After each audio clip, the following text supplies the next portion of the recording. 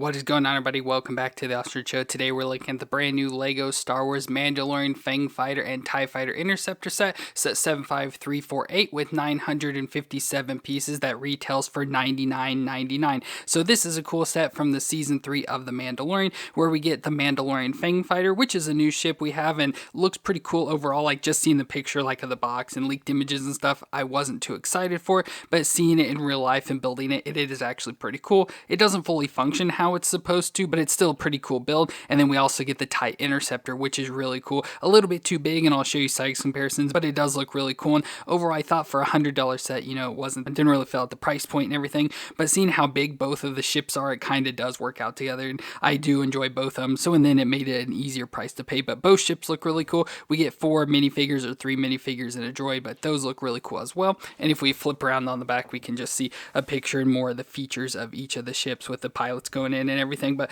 both look really cool there, and overall a pretty cool set, and definitely a set I was most excited about. So I'm excited to check these out. So let's go and get into it, starting with the minifigs. So here are the minifigs. Not a whole lot of exciting things here. We do get a Mandalorian, so that is a newer Mandalorian where he's got more of all the stuff, all the best armor and everything. So he's got the nice shiny helmet. I love the little printing design on there. That looks cool. He does have the jetpack there on the back, so that's awesome. And again, he's got all the best armor there on his body, so he's got all the silver colors and stuff, even the little pendant printed on there and down on his legs, so it looks pretty good. And then he also comes with the dark saber, so that's really cool. Getting the dark saber that looks like a blade. Now, for it to be perfect, they would just need to put a little bit of white along the edges and stuff, but still looks pretty cool getting that instead of just the normal lightsaber blade in black. But having that there does look really cool, so it fills out more of Mando. And then we have Din Djarin's face there, so he's got some nice stubble and stuff. So we just have the one face, no back printing or anything, but overall he looks cool. But again, it's just another Mandalorian. And then we get a Mandalorian Fleet Commander, so we saw him in Season 3, and so we saw him like driving the big Imperial light cruiser at one point, but just looks awesome with the all blue armor. Of course, a character that was more on Bo-Katan's side and stuff, so wearing all the blue armor looks pretty cool. So nice helmet there. I like the silver in the front, blue all the way around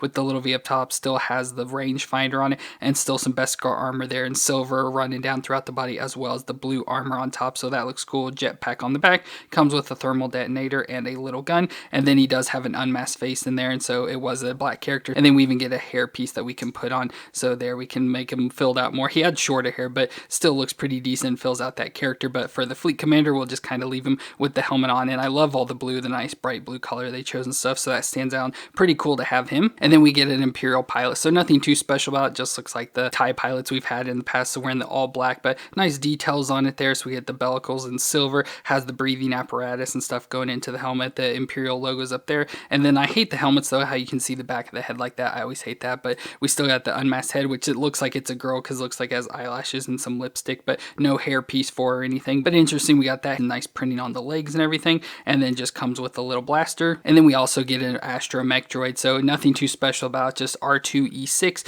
and it's just an all black, so an Imperial astromech droid, so it looks like R2 just in black this time, but nice printing all the way around and stuff. Looks like the astromech's nothing on the back or anything, but still looks cool and doesn't really fit in the ships or anything, so it's just kind of thrown in extra little droid, probably to help fill out that price point stuff. But still cool to get a droid and to fill out the figures for the set. Like I said, pretty cool. I like having the Fleet Commander and the TIE Pilot, but the other two are just kind of thrown in and not necessary. But let's look at the actual ships now. So we'll start with the Fang-fighter, which was a Fang-class starfighter used by the Mandalorians and designed after the Karmic-class, which is the big Bo-Katan ship that we've had in the years past and saw in the show. But this one's more specifically built for combat, and so it's a much smaller design, smaller, sleeker design. So overall, like I said, I wasn't too excited for it because just by pictures, it just looked like a small, flat ship, which it relatively is until you get to like the center. You can start to see it's got some thickness in there, so where the cockpit piece and kind of goes down. So it's not just all the flat pieces, which it is around the sides, which does make sense for how it functions, like not the Lego set, but in real life. So it's just like Bo-Katan's ship where it has the centerpiece and the wings can like rotate around it. But with this, the way they designed it, it doesn't do that. So that's kind of why it's designed like this. So just imagine that this whole centerpiece here was kind of floating in the center and the wings could like rotate around it or fold up and down, kind of like Bo-Katan's ship does, is what this is supposed to do, which they didn't carry it out here, which does stink. I wish it did do the full function, but it does look really cool, and like having it in hand is awesome. And it's a lot bigger than I expected to be. I thought it was going to be much smaller, but it looks pretty decent with the pretty much all white and gray design. So not a whole lot to it there, like color-wise and stuff, but it does look pretty decent.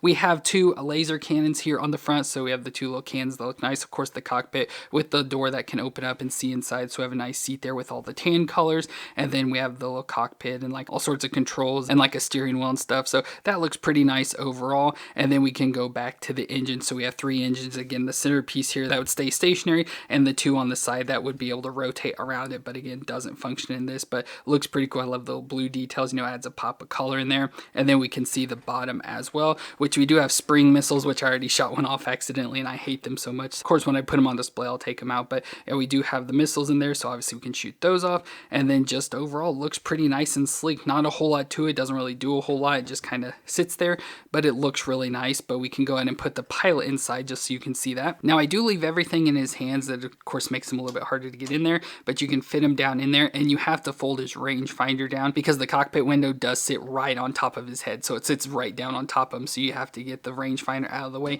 and he sits down in there just like that. So that is pretty nice and neat. Like I said, it'd be cool to have the full function, but for the lower price point and throwing it in with another ship, it makes sense why they didn't, and I think it looks just fine there. It would obviously be cooler to have the full function, but they did a really good job on it for this pretty much just flat ship, but it looks really cool once you have it in hand. And of course, along with this ship, we have the TIE Interceptor, which is a big ship, and it's much bigger than I expected it to be. Of course, I don't know size-wise, like what size they're actually supposed to be, but it is a lot bigger than I expected. And once we get done with this, of course, I'll show you a comparison with the TIE Bomber, just so you can see that size, and then when we bring the Fang back in here, you'll see the size. And overall, it looks cool. I was excited to get a TIE Interceptor. I don't know if I have one. I think the last time they made one was back in like 2005 or 6, which I was getting Legos at that point, and I do have some of the TIEs where they had the blue wings and stuff, so I may have it, but it's been so many years since I've seen it, I can't remember. But if not, it's cool to finally have one, and I think it looks nice. Neat. They've like done a really good job with these TIEs. Like I said, the only real complaint I have with this is the size, and then an issue with the wings, since it just kind of sits on the wings here. When you sit it down, the wings like start to fold in, and I feel like the Lego pieces are going to break. Now I know they're Technic pieces holding it, so they'll probably not break at all, but it just kind of worries me. So I definitely want to get some Lego pieces to put underneath it to keep it up in the air a little bit, just so it's not sitting on those wings all the time. But it looks really cool, you know, looks like the TIE. So we have the cockpit in the center. Of course, we'll open it up and put the pilot in there, but they did a really nice job with the wings coming out to the side, of course, filling in this whole center piece here. So it goes all the way around with details, filling it out, making it big and thicker, connecting onto the wings where we have the 4 wing design. And I always love that these are supposed to be solar panels, so that while they're out in space can collect the light and everything to power the ship. So pretty cool. So it's got the 4 different wings there with the wing pieces here in the center that hold it together, and they are tipped with guns on the ends of them. So we have 4 laser cannons all together, 1 on the point of each of the wings here, and then they have the opening in the center here as well, which allows for better view for the pilot, so he can see out to the side, and these are kind of up above his views and stuff. So pretty cool that it's got that sort of functionality in there, and this is made to be one of the fastest ships in all of the Empire. So pretty cool to have these, and we saw them in the Mandalorian. They were introduced in Return of the Jedi, so cool that we have them here again, and looks pretty awesome. There's a look at the back of the ship, so I love the like red, almost like brake lights there. Of course, we have the spring missiles again, so both of those in there. I love the bright green color sticking out on the black and gray design, so stands out a lot there. Just overall looks pretty cool, and just nice details all throughout the ship there.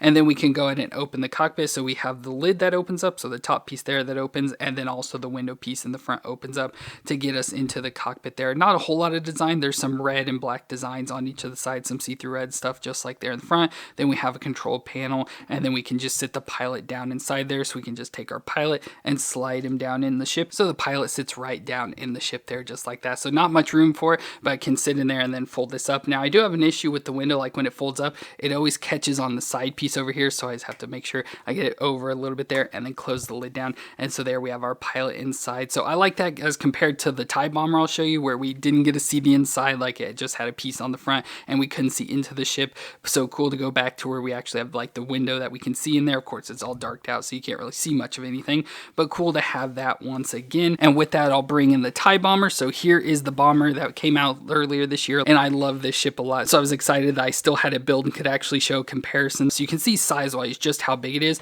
Now wing width, they're pretty much the same, if I can get it to fit in the camera here. So like the width of the wings or whatever, like the side here is still pretty much the same, so they're pretty much even there. But just like the size of the cockpit is so much smaller on this one, so there you have the pilot in there. It's just so much smaller, and just the size is overall so much smaller. So you can see that there, and just everything about the ship is smaller. So I don't know if this is supposed to be one of the newer ships where they've started to make stuff in the smaller scale, like the normal TIE fighter, or then they've done it with the X-Wing as well. So I don't know if that's supposed to be more in that scale and this is supposed to be the normal scale. Not exactly sure what's going on there. I would love them to be both in the same scale, but like I said, size-wise is a little bit weird, unless the interceptors are just this big, and I don't know. But still really cool to get a TIE Interceptor, and one that looks as cool as this. Like I said, just don't like the size as much, as big as it is, and then the folding of the wings as it's sitting down there. So that kind of worries me, but everything else about this is really cool, and it just looks amazing. And with the size of that, bringing in the Fang fighter in as well, so you can see the size comparison. So obviously the TIE Interceptor is much bigger than the Fang, so you can see that size there and stuff, so